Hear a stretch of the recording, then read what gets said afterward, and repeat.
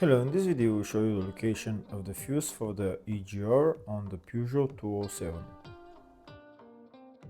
Before I show you the location of the fuses, first I'll show you the location of the main fuse boxes on this Peugeot 207. There is one main fuse box in the engine bay area. It's located right there. This is the engine bay fuse box. There are also a couple of other fuses around the battery. The other main fuse box is the fascia fuse box. It's located right there behind this plastic panel, just underneath the steering wheel. To take out the plastic panel, you put your finger in there and you just pull it out. This is the OBD right there, and here are the fuses for the fascia fuse box.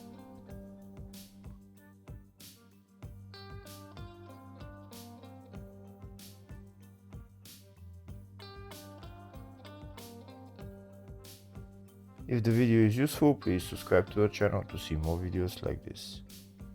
In the description of the video, I have links to tools that I recommend for doing jobs like this.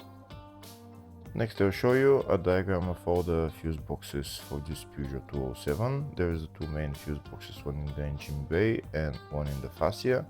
And then there is two other engine bay fuse boxes, they are little ones around the battery.